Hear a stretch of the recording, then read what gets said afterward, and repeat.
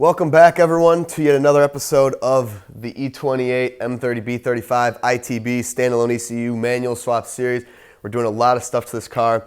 If you've been keeping up with the whole build, welcome back. If you're here just to learn how to manual swap an E28, welcome. This video will be very helpful to you guys. If you're new here and you want to see the rest of this build unfold or all my other stuff, go ahead and subscribe. Very excited about this series, so if there's new people here, welcome. This is a great series, but what I am surrounded by here is everything you will need to manual swap your E28. So yes, this is going to be a B35 M30 swap in a 528E, which is a whole nother aspect of the series, but this episode is going to focus on the manual swap conversion part of this series.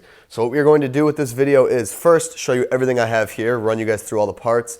Then I will go ahead and hop inside and we're going to focus on removal of the auto stuff. The auto trans is already gone. That's in the drivetrain removal video if you want to watch that.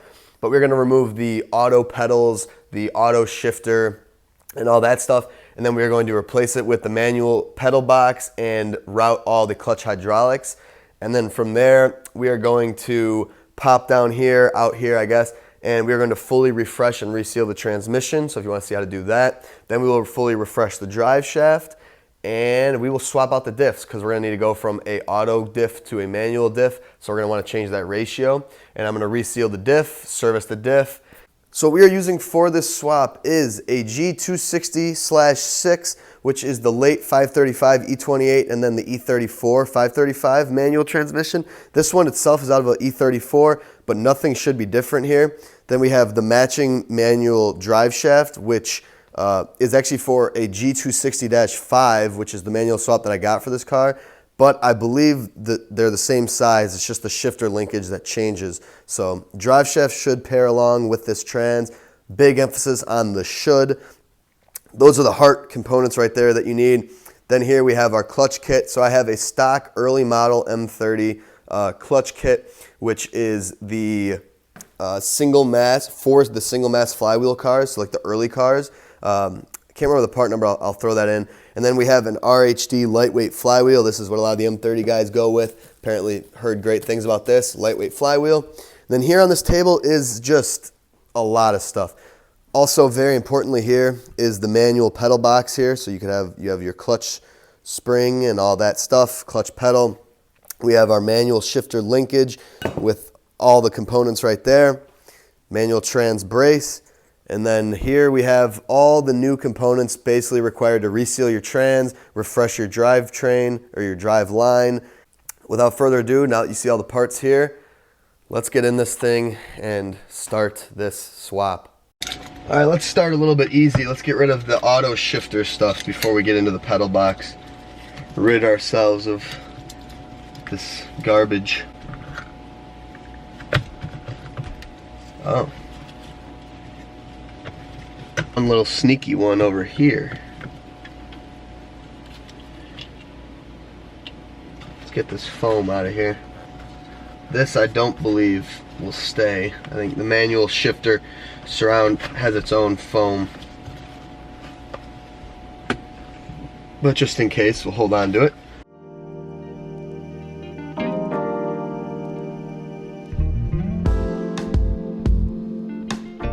So we do need to get this center console out of the way because I don't know, apparently there's multiple things we have to work with in here, but I'm just trying to figure out how to do that.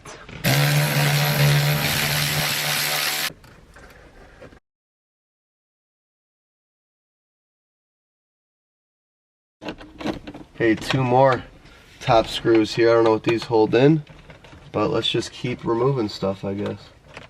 There's the screw. Okay, I gotta get a little screwdriver.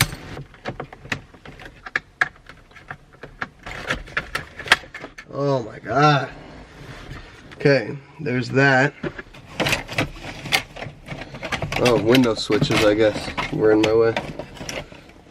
Now we can play around with everything in here. Okay. Auto shifter to the trash. Okay, so while we're in here, before I put this all back together, because I really don't want this sitting out like this, I'm going to forget where things go.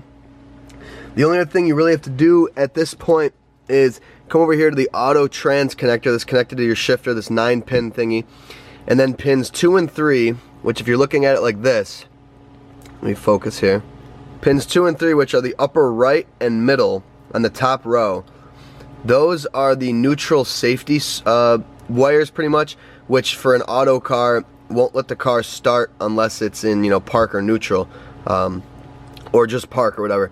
But since we don't have any of that now, the car is going to be confused, so you have to jumper pin 2 and 3 together to ground it out so that the car will still start.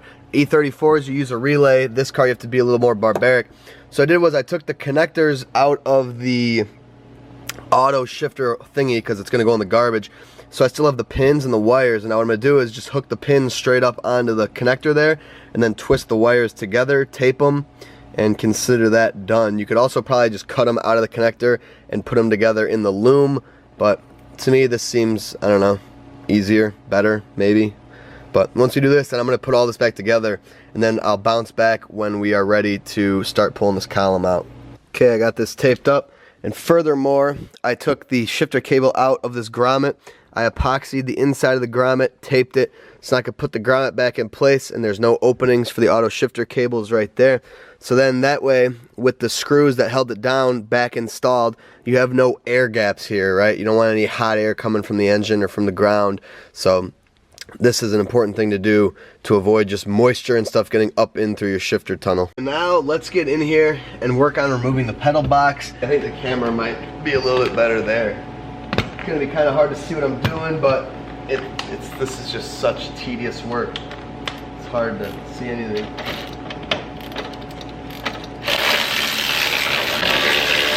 And then there's actually a bolt that holds the pedal box to the column right here, and it's kind of hard to get to, but you should be able to get a wrench on it.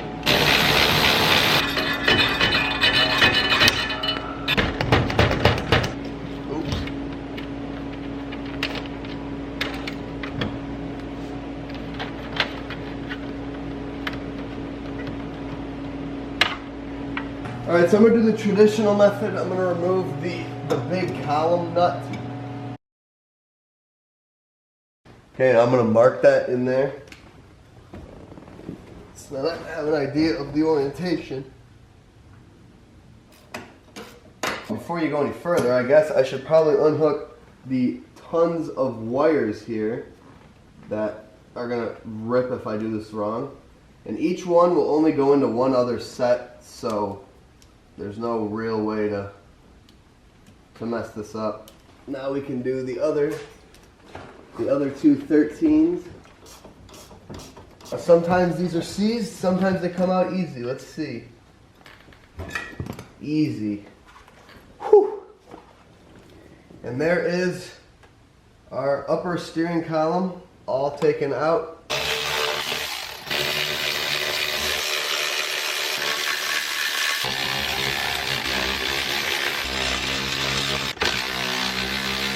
Oh, we gotta get the clevis off of the booster, I forgot. Voila. So here is manual versus auto. Obviously it drops right in, but you have the added pedal here with the brackets and stuff. Clutch switch, which I believe we have wiring for it already. Brake switch will plug right in, and everything else is pretty much identical. So we got the brackets here to mount it. And yeah. Now what we have to do is we have to run the line that feeds the master, and what that does is that runs off the reservoir here. And nicely enough, and I don't know how this would work on M30 cars that don't have this style reservoir and stuff, but we have the port on these. BMW loves to just keep the same part number, so it's just a tab we have to cut off.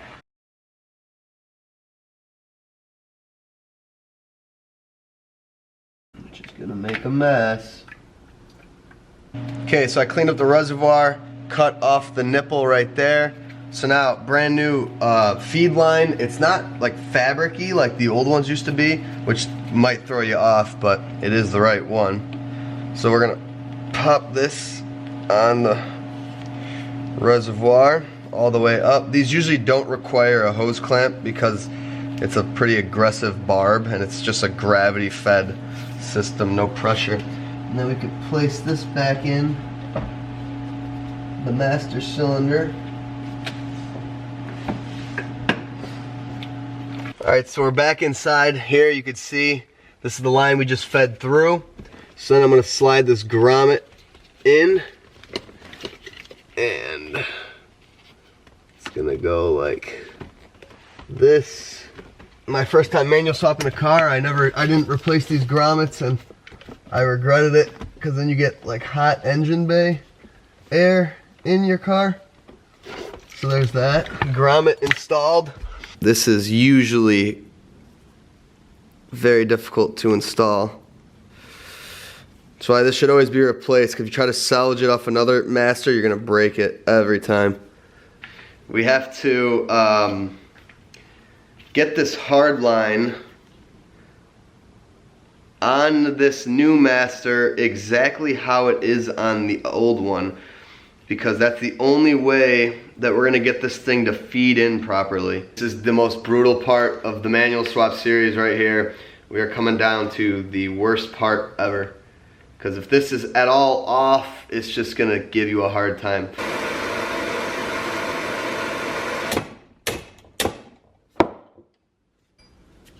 I believe this is it.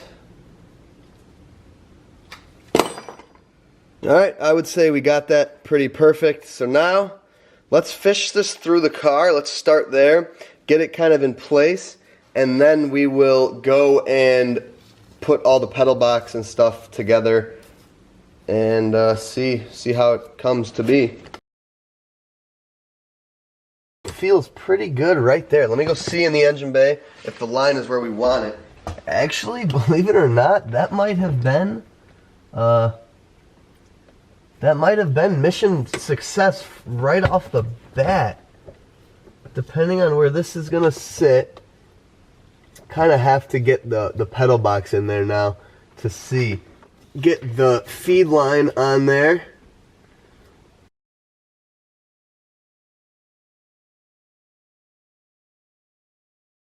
Well, we're pretty damn close here, and the master is about lined up. Believe it or not. Okay, so the master's into place. Now let's go to the engine bay. There we go. Oh yeah, look at where that line's at. That is where we want it, right about there. Oops, can you see? Right about there at that corner. I would say that's a good spot. So we got everything hooked up down here, and even conveniently, same as the E20 or the E34, E28's come with the clutch wiring just jumped in a little loop here. So all you gotta do is unhook it and plug it in, and there you go. I don't know which side's which, I don't know if it matters, but we are all set there. One thing that will not be featured in this video, and I apologize for that, is getting cruise control to work. Not only do you have to plug in those clutch switch wires, which is easy, but supposedly I was reading in the E28 group, there is something you're supposed to do with the cruise control module, and there's wiring in it that you have to ground and stuff like that, which I am not going to do, because with the ITBs that this car is running, there isn't going to be a spot for the cruise control to work. So I'm just gonna ignore it, because this car is not gonna have cruise control. It's not something I necessarily care to have. So getting in there and, you know, doing the wiring for that is something I can do anytime. So if it comes to a point where I want to do it, then I can do that. Otherwise, that is not going to be something we're doing right now. All right, time for the fun part, to get this steering column in.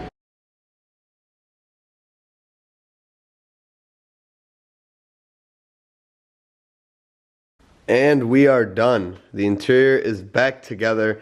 Can't even tell it was ever apart, but now we have 3 pedals, which is a good thing. So this is, without a doubt, the most difficult, time-consuming, frustrating part of any manual swap. I've done it a million times, and I just can't stand it.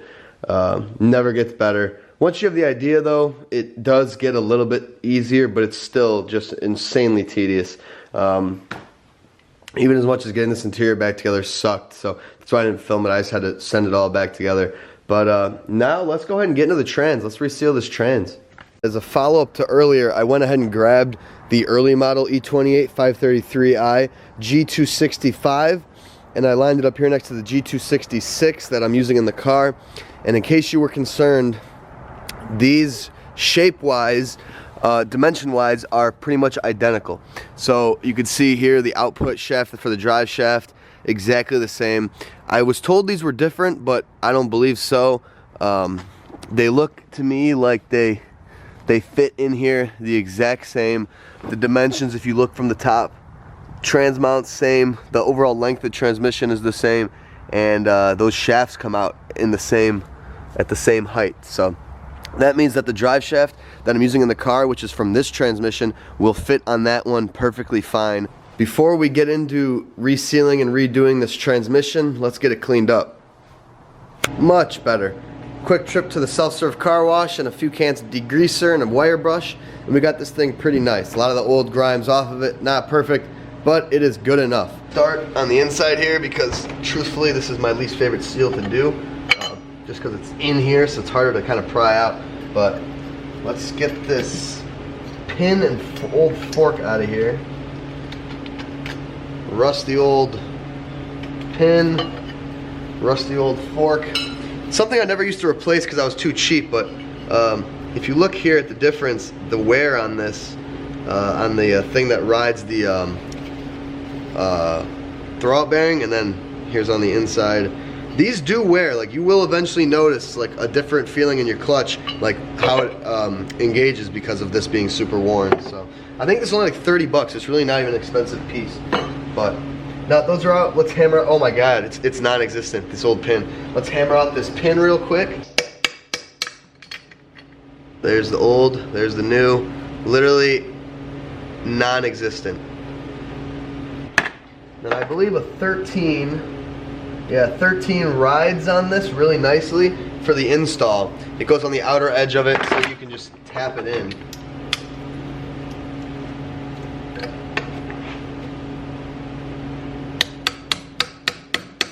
Now we gotta get the seal out, which I guess is gonna require us to take off 6, looks like 10 mils. Trash it.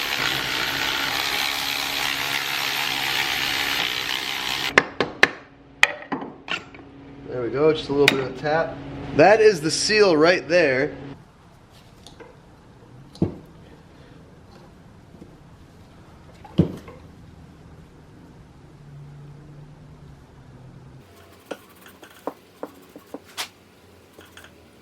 Conveniently, a 36 mil, which is also what the crank pulley nut is on this M30, is about perfect. Just like that, she's in. Okay, guide seal, tube. All this is going back in.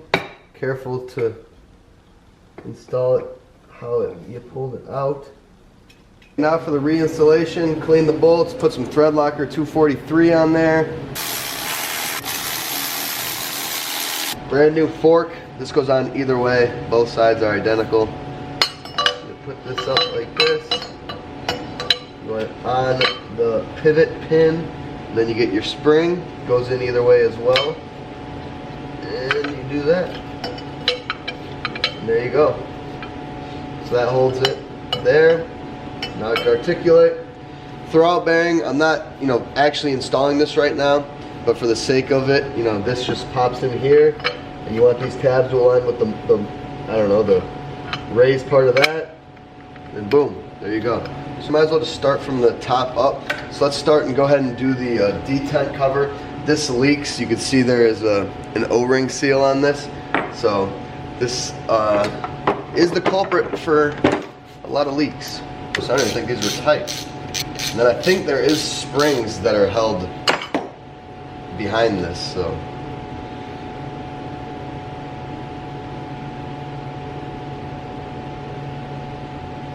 Yeah, there's your detent springs. Be careful not to lose those. Old design, doesn't even have a sealing ring on it. You can see there, new versus old. So I don't even know how this never leaked to begin with. But we're gonna clean this up a little bit. Now we can do the good old shift shaft seal. And this actually has a different shifter on it than what we're putting back on.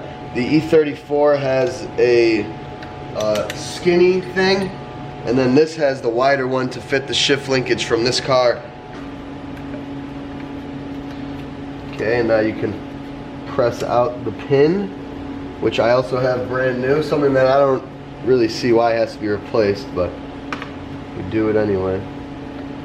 So that comes off. And if you're aware why you replace these, I've talked about it before. If you could see in there, that's supposed to be a foam pad, and over the years it's obviously destroyed, and then that's why your shifter can just move around like that, whereas a new one, you can see the brand new foam in there. So then you'll notice that these are very hard to get on because you have all the force of the new foam pad.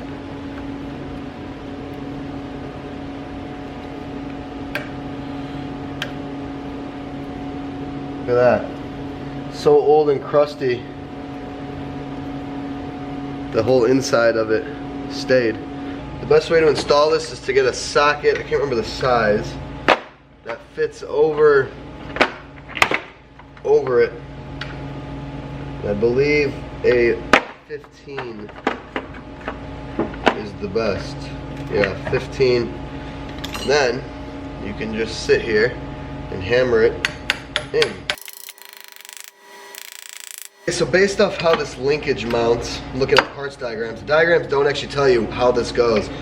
But if you have it like this, meaning I can't even explain it, just looks like this, and you pop it on, and then you put your shift linkage up to it, this makes sense to keep everything in a straight line. Because if you flip it this way, it seems as if it's gonna push the lower shift linkage like this way. So it wants to be like this, based off lining all this up. And then we will rebuild this in, you know, after this. We'll get to this part. And then basically, just push it on, get the new pin. Like I said, with that spring, it makes it a little bit more difficult to push it in, but it's doable. Get your, whatever you call that, on there, and then it comes with the new circlip already around it. Stab yourself with the pick, nice, and there you go. You have a shifter that, oh my, why does this trans doesn't shift, man. I'm gonna have to hook up this linkage and check it out. But yeah, there's that, nice and firm, no play there, beautiful. So for this bad boy, you're gonna need a 30 mil thin wall socket, which means go to AutoZone, get a 30 mil, and then grind the outer sides of this. And even the Bentley manual will tell you that. Make quick work of that. And then, oh, usually you need a 3-jaw puller. This one just came out real nice. There we go. The seal didn't really look too bad. It looked kind of fine, to be honest. Okay, now I'm gonna put a little bit of oil on this because it says to. I'm gonna use what I use for transmission fluid.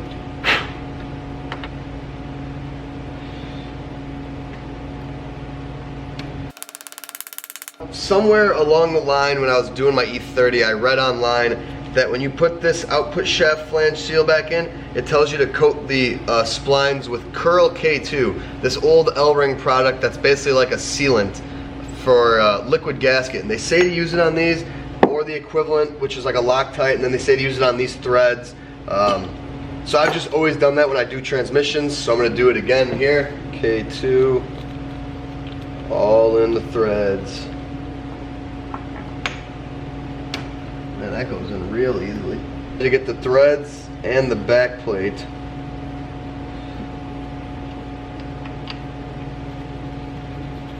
So 140 foot-pounds for the first stage, which is not easy to get to. Little pry bar in there. Kind of keeps the trans from wanting to spin too. Oh, this is way easier than the ZF. We already got it. Okay, so there's 140 foot-pounds. Now we loosen it and then we go to 89 foot-pounds. Why once you do this, I have no idea. It's something with maybe setting the preload of the output shaft or something.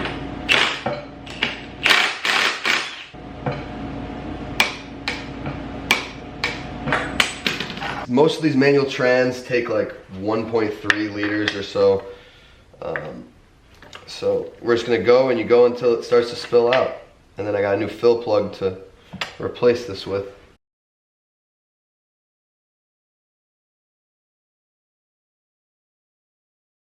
She's steady flowing out. 37 foot-pounds for these plugs. Now we're on to the shifter linkage. So as I mentioned when I was comparing the gearboxes, E28s have two different style shifters if you weren't aware.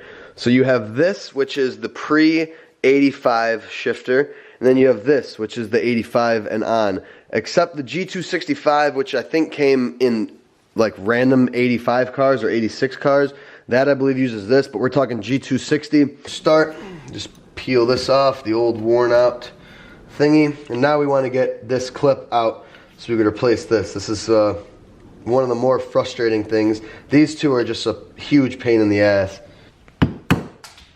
Oh, there we go, broke that one. Now let's see if we can get this one. There we go.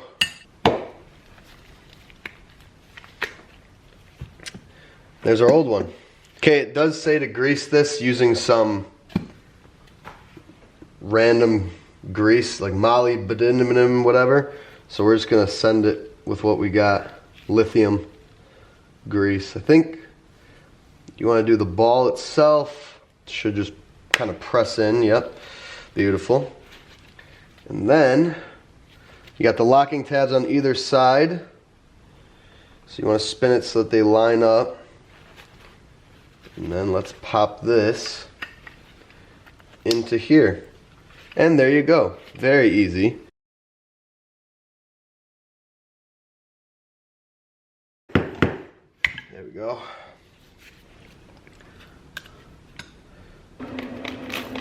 Soapy water. See if this helps. Can't think of any other way to get this to work aside from just pressing it in. Oh, alright, we didn't even need the socket. Hammered it right through. So, there you go. Now, just slide this on, just like that, and then this will bolt to the support in the car.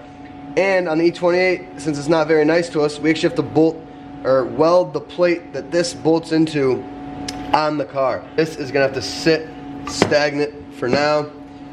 Then we can come over here to the selector.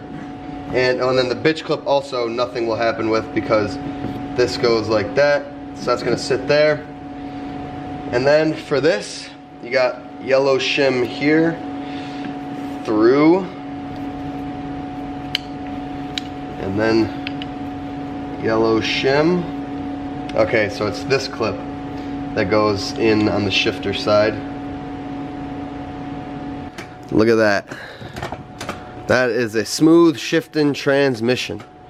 So, this is all set up, done. The clip fell off because I didn't install it all the way. Now, let's go ahead and redo the drive shaft. We got a few things we got to tackle on the drive shaft, and then we'll get to the diff. Before we get into any funny business here with this drive shaft, we have to mark it because we are replacing the CSB. As you can see, it's gone. So we're splitting it, and when you split it, it has to be balanced properly, or else you will have a very vibrating Driveline. So I just happen to have some Alpine white touch-up paint here, which stands out rather nicely on the drive shaft. Okay, so you can see there, we got our markings lined up. So it's a little thick. I should have done it a little bit more fine, but you know, it's splined, so you can't be like that close without it kind of being pretty apparent. So before we split it though, I'm gonna decide to do the hardest part, which is the stupid end bushing right here. Hate doing this, but it's well worth it. So I found the best way to get this end bushing out of this drive shaft is actually to use a pilot bearing puller, which I don't have the slide hammer part, so it's kind of worthless. I might have to go rent that, but I'm gonna try to kind of hammer it out using this as like a guide for the hammer. But this works really nice. If you have a slide hammer, it makes very quick work of this. So map gas always gets the job done. So basically I just torch this, and then similar to earlier, I put the pilot bearing removal tool in, spread it on there. You can see how perfectly that works, spreads out on that bearing right there. And then with the chisel and the hammer, just started hammering her out. And there we go.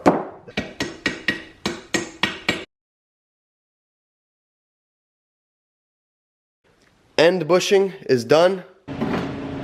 Which way it goes.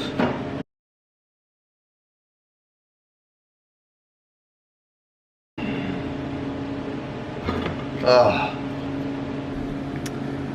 Dude, I understand why this was phased out. What a nightmare trying to get this circlip out, man. That is a strong circlip. There we go. Oh, dude, that was exhausting. This seized ass CSB. Now I'm gonna wire brush this, clean the hell out of this spline, re-grease it, and we can get that new one in there. Splines are cleaned up, the bearing surface is cleaned up. Now reinstall the new CSB.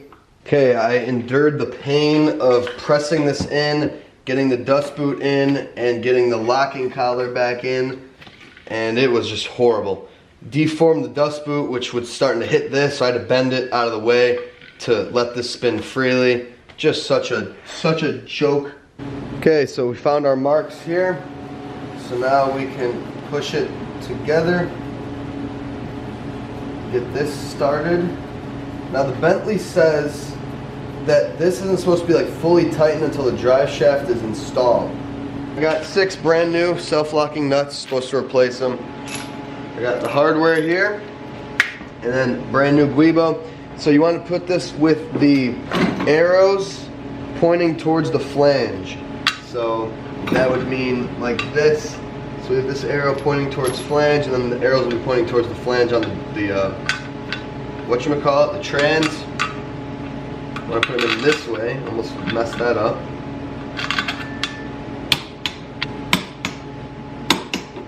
And there we have it. Drive shaft is fully refreshed. Brand new end bushing, brand new Guibo, brand new CSB, ready to be installed. So I'll put this to the side. Next up, let's get the diff up here, replace some differential seals, and get that thing ready for install. Alright, so now it's time to get into the differential side of this manual swap, something that's not really, you know, crucial or mandatory, but the 528E, since it's an economy car, actually comes with a 293 diff, which is super low. The 533s and 535s actually came with 325s, so the parts car that I got the manual swap from has this 325 in it. It's not an LSD, but to find an E28 LSD and the price I'm gonna pay for what? I don't drift, I don't do that type of stuff. I could care less about having an LSD in the car. So I'm going to be popping this one in there. We're gonna kind of want that mechanical advantage because the 293, even though it'll be a stout engine, is gonna make it feel like a dog. So fill a plug first so that you don't screw yourself. Oh, there we go. If there's any in here. Oh yeah. It actually looks pretty good for diff fluid.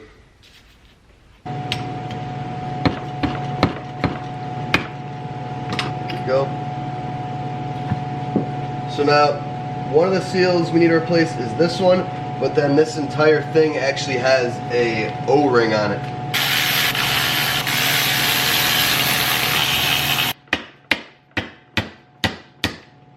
Pop that O-ring,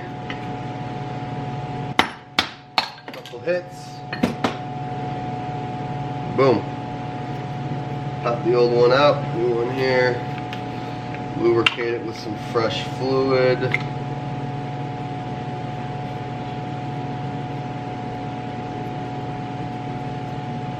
O-ring there. Now we're going to flip it and press in the new seal. So there we have it. Brand new O-ring, brand new pinion seal. So now we're going to lube this up a little bit. Tab on the top there, that lines up with this.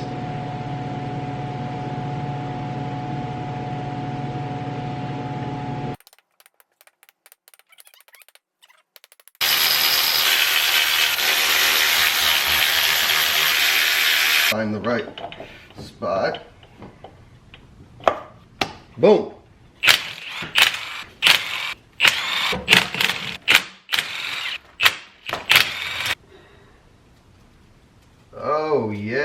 beautiful. So there are our internals. They actually look pretty nice. I don't think I've ever opened up the rear diff of one of these cars. Pretty cool. So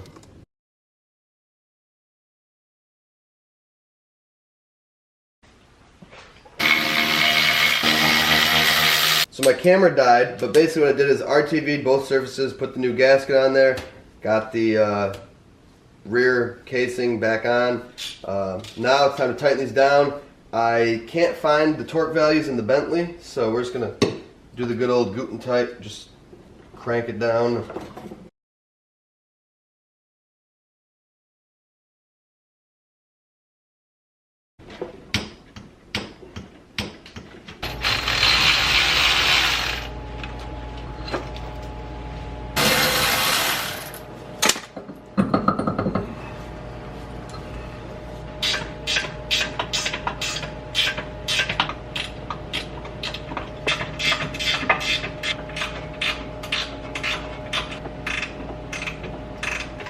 Back bushing, which I wanted to replace. Believe me, this one doesn't look too bad, but either way I would like to have replaced it, except it costs $350 new, which is just outrageous, like insane. I don't know why it's so expensive.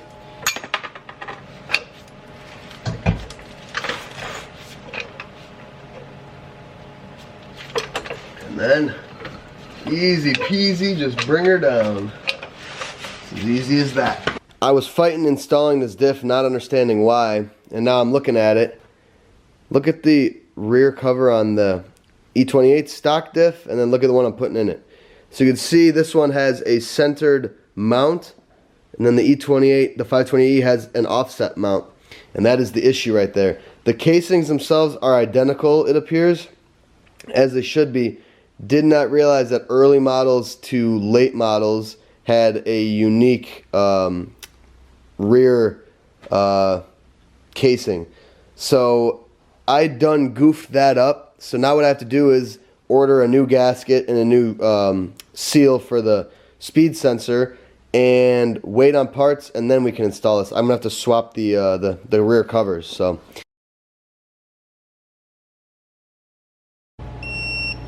And the diff is swapped. So I'm here underneath the car. Before we end this episode, I just want to show you guys, this is the bracket I'm referring to. Manual E28's obviously come with this bracket here, and autos do not. And all this is a bracket that holds the shifter linkage. So if you can imagine, I can't do this until the engine and the trans are mocked up, because we're gonna have to know where we're putting this. Should sit somewhere like here, and it's gonna sit like this, spot welded into the car. And then you can see there, this is the hole for the nut to tighten it, and then these are the little prongs that go through the linkage, and it's gonna sit right about here, something like that. And this will be in a later episode. I will show us welding this in and lining it all up, so stay tuned. Sorry that that's not in this episode, but we got quite a few other things to do before we get here, so just want to show you guys that real quick. So the last thing we're going to be doing is setting up the slave cylinder, just because it's easier to hook up all these hydraulics while you're down here with no engine rather than putting them in. So again, like the bracket for the shifter, there is no bracket here on an originally auto E28, but this bracket doesn't really do much for us except for kind of hold these two unions together. But like the line isn't going to be like floppy enough without it to where you got to worry about it. Like this is a firm hard line. So I don't really care to go through the process of welding in that bracket or finding one. So you can see the slave's gonna be kind of set up here. So all we have to do is just combine these, and then the slave will hang around until we are ready for the engine and trans. Okay, there we go. That's tightened up in the right orientation. Now we can just let this hang. I'm actually probably gonna zip tie it, but there we go. This car is fully manual converted, ready for the manual transmission, which we'll get to in a later episode. And there you guys have it. I want to extend a huge thank you to everyone that has sat through this whole video. What a long video. This has been my longest one yet. Took me forever to edit, but I wanted to just jam pack the entire manual swap driveline refresh in one episode so that people can reference this and don't have to jump around looking for a part 2. So I hope you guys enjoyed. I hope you guys learned some things. A extensive process when you're fully refreshing the driveline on one of these cars and a manual swap. But at the end of the day, it's all well worth it knowing that the whole car is bulletproof and it'll run good and then everything will be in order. So next episode, we're getting this M30 back together. Had a few setbacks with the cylinder head. If you guys follow me on social media, you probably know. But yeah, things are getting exciting with this car. So thanks again for watching, and I'll see you guys in the next one. Peace.